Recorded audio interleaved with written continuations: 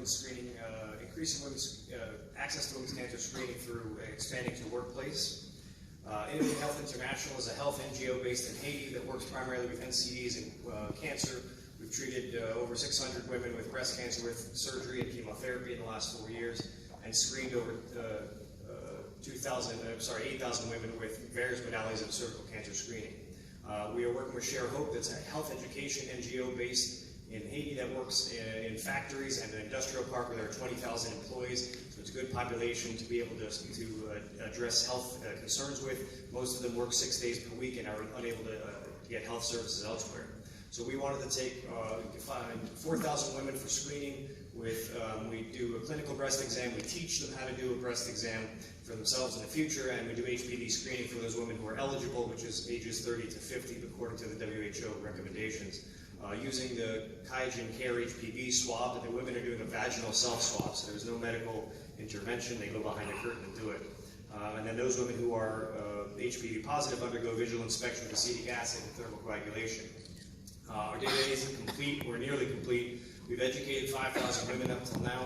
Of the 3,800 of them were eligible, meaning 30 to 50 years old, and 85% of those who were eligible accepted testing. 14% were HPV positive, which is different than other studies have shown around 19% in Haiti, and then proceeded to VIA. All of the women who were HPV positive had thermocoagulation, regardless of their VIA status, but it is interesting to note that only 12% were VIA positive of the women who were HPV positive. Only 2 women went on to colposcopy and LEAP, and one of those had early cervical cancer. Of those sensitized, and we're talking about 5,000 sensitized, 84%, all ages, chose to have a clinical breast exam.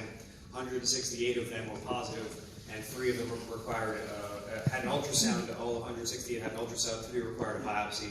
1 of them was cancer.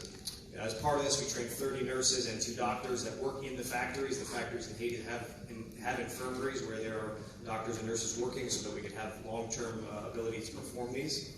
In the future, we're hoping to be able to send a community health worker out to other factories, other smaller employees with a backpack full of HPV swabs, or to go to the middle of nowhere to one-room schoolhouses and churches and screen women, come back with the results in 2 weeks with a nurse, and then perform VIA and thermocoagulation.